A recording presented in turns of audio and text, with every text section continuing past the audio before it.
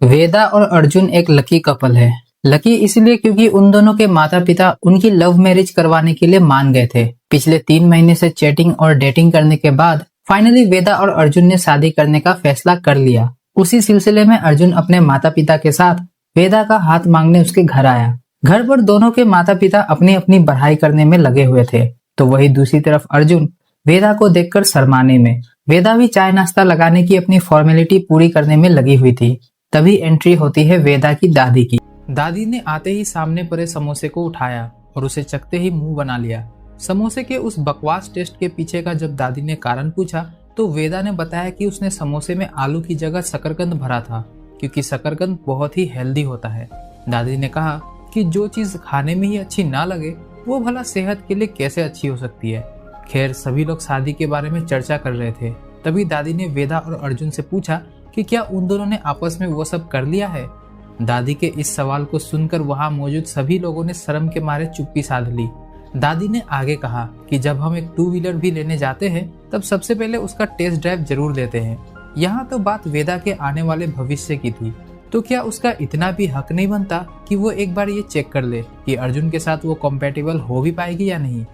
अब यहाँ इनडायरेक्टली ही सही, पर दादी ने इस बात को छेड़कर अर्जुन की मर्दानगी पर सवाल उठाया था, जिससे अर्जुन के माता पिता थोड़े ऑफेंड हो गए।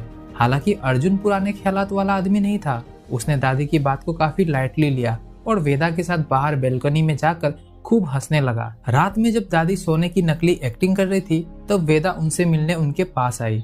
दरअसल दादी के दवाई खाने का समय हो गया था। वेदा ने दवाई निकालने के लिए जब ड्रॉअर खोला तो उसमें उसे एंजॉय ब्रांड का एक बैलून का पैकेट मिला। दादी ने बताया कि वेदा के दादा उस रात मस्ती करने के मूड में थे, इसलिए वो पैकेट लेकर आए थे।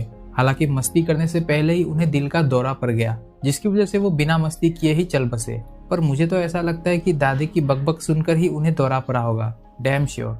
जो भी हो, वैसे दादी की तो अरेंज मैरिज हुई थी, तो आखिर उन्हें कैसे पता चला कि वो दादाजी के साथ कंपेटेबल हो भी पाएगी या नहीं।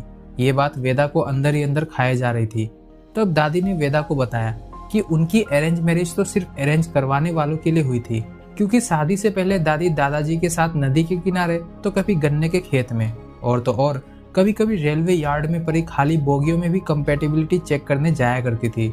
अब की बात और है, आजकल तो हर जगह ओयो का चलन है। आज के जमाने में वो बात नहीं रही जो दादी के जमाने में थी। उस जमाने में एक डर था, एक रोमांच था, अपना एक अलग ही मजा था। सर पे कफन बांध के लैला मजनू एक दूसरे से मिलने आया करते थे, और आज ओयो पहुंचते ही पैंट खोलो और दनादन शुरू हो जाओ। No romance, nothing, nothing at all. दादी के मुंह से यह सब सुनकर वेदा का तो शर्म के मारे बुरा हाल हो चुका था। वो उसी वक्त उठकर वहां से चली गई। अगले दिन वेदा के माता पिता ने किसी तरह अर्जुन के माता पिता को शादी के लिए फिर से मना ही लिया। अगले महीने के 28 तारीख को मुहूर्त निकला। वेदा के पापा ने जब यह खुशखबरी वेदा की दादी को दी तो दादी ने उसी वक्त शादी में शामिल होने से मना कर दिया। दरअसल दादी चाहती थी कि वेदा पहले अर्जुन के साथ कंपेटिबिलिटी चेक कर ले। इस पर वेदा के पापा भड़क गए और कहा कि क्या अब उनकी बेटी हर पराये मर्द के साथ अपनी कंपेटिबिलिटी चेक करती फिरे। एक सुबह वेदा घर लौटी। दादी के पूछने पर उसने बताया कि वो अर्जुन के साथ कंपेटिबिलिटी चेक करने ओयो गई थी। दादी ने ना बाएं देखा ना दाएं, सीधे मुंह खोलकर ओयो में हुए एक्शन सीन्स के बारे में वेदा से पूछने लगी। वेदा ने बताया कि वो अर्जुन के साथ बहुत खुश है, पर दादी ने और गहराई में जाते हुए एक आखिरी सवाल पूछा कि क्या ज्वालामुखी में से लावा बाहर निकला था। अरे यार, ये दादी कितनी अश्लील है। दादी के इस सवाल को सुनकर पक्का वेदा ने भी यही सोचा होगा। खैर, उसने बताया कि अर्जुन का ज्वालामुखी पहले फूट गया, जिसके बाद अर्जुन ने सरेंडर कर दिया था। भले ही वेदा को अर्जुन से वो सेटिस्फेक्शन नहीं मिली थी, पर उसके लिए अर्जुन का परफॉर्मेंस काफी था।